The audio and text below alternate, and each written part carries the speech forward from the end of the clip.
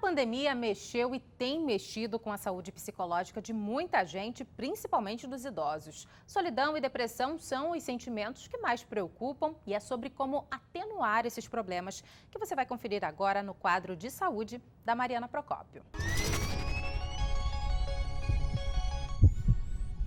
Olá, gente! Bem-vindos ao nosso encontro semanal sobre saúde, comigo, Mariana Procópio, sempre aqui no Jornal do Rio, aos sábados. Essa é a nossa primeira entrevista de 2021 e é uma entrevista focada em um público que foi especialmente atingido, impactado por tudo que a gente viveu ao longo do ano passado. A gente vai falar sobre e para os idosos. E a gente fala desse impacto tanto fisicamente, já que eles são parte do grupo de risco e estão ainda entre as principais vítimas da Covid, quanto psicologicamente. O distanciamento, o isolamento social tem provocado grandes impactos. Especialistas afirmam que os casos de depressão dispararam entre os idosos.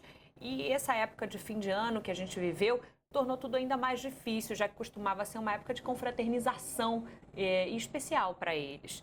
Então, como atenuar esse impacto? É sobre isso que a gente vai conversar com um especialista no tema, Wallace Ratmanek dos Santos, ele que é psicólogo especialista em gerontologia. Para quem não sabe, a gerontologia estuda o processo de envelhecimento. Wallace, obrigada por conversar conosco. A minha primeira pergunta é exatamente sobre esse impacto. Passados 9 meses, aí um pouco mais, desde o início da pandemia, como é que você avalia o impacto de tudo que a gente viveu e ainda vive entre os idosos? Foi maior do que do público em geral? Uma das coisas que é notável, tanto do aspecto da docência, da sala de aula, quanto do consultório, é que o número de pessoas com sintomas de depressão e ansiedade disparou.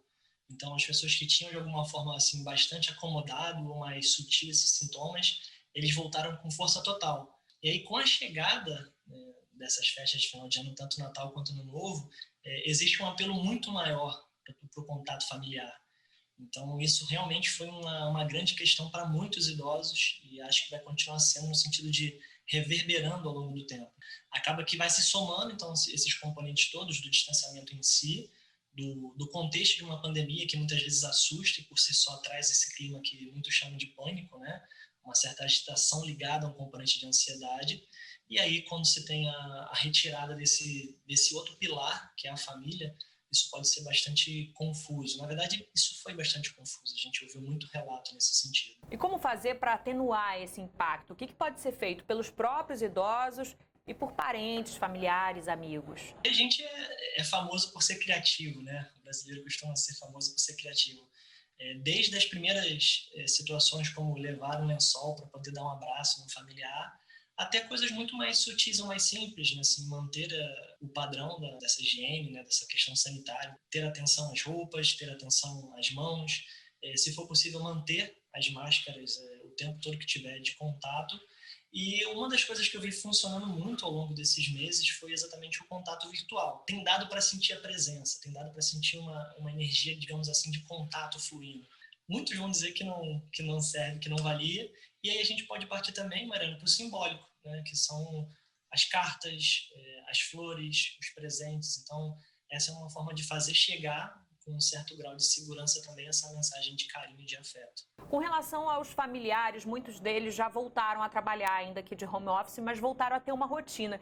E há uma tendência, não necessariamente por mal, às vezes, de esquecer, né, esse hábito de ligar, de, ainda que por vídeo, fazer uma ligação para a mãe, para a avó. É importante que essas pessoas se lembrem disso, de que forma que elas podem fazer na prática para não se esquecerem desse carinho, desse contato ainda que virtual, que é tão importante para quem está do outro lado. O desafio desse distanciamento social é exatamente esse, né? A gente já tinha, no dia a dia, vamos dizer assim, comum, uma chance de ser engolido pela rotina, pelas demandas do trabalho ou de outras áreas, mas eu sempre sugiro para pacientes que são mais, digamos assim, enrolados ou mais confusos com a sua agenda, que bote na agenda literalmente. Então, alguns pacientes têm muita dificuldade de se divertir.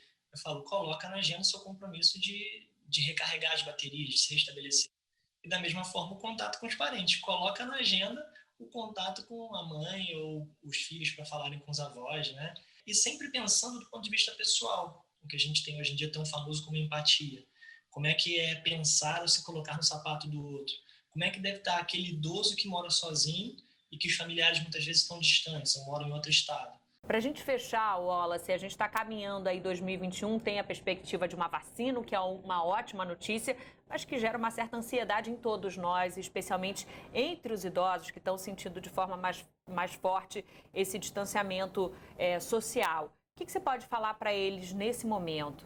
É que se fique atento no desejo do idoso. Então, há bem pouco tempo falei com uma idosa que disse que não queria tomar a vacina e que os parentes estavam insistindo que ela fosse para São Paulo, saísse do Rio para São Paulo para tomar essa vacina. Então, a primeira pergunta foi, como é que está o seu desejo nesse sentido?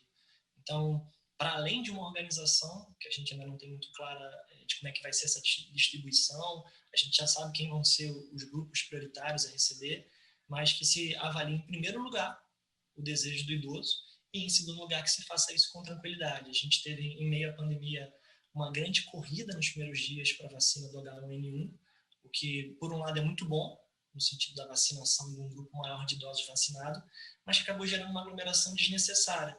E a gente teve dias de campanha de vacinação que estavam muito vazios. Então, sempre pensar nesses dois componentes. Se a gente está em meio a uma pandemia e partindo para um processo que possa significar imunização, que a gente possa fazer isso com calma, até para eliminar aqueles sintomas de ansiedade que a gente estava discutindo antes, que a gente não fique à mercê dessa ansiedade, dessa pressa, que ainda nem chegou a acontecer, que a gente possa fazer isso com calma. Obrigada, Wallace Hatmanek dos Santos, psicólogo especialista em gerontologia. Obrigada por essa entrevista. Um feliz 2021 para você e para vocês também. Então lembre-se, gente, a vacina está chegando, 2021 chega com boas perspectivas, mas até lá, não se esqueçam dos seus idosos. Às vezes um afago, ainda que virtual, por uma questão de segurança, vai valer muito para quem está do outro lado. Encontro vocês no próximo sábado, 6h50, no Jornal do Rio. Tchau, gente!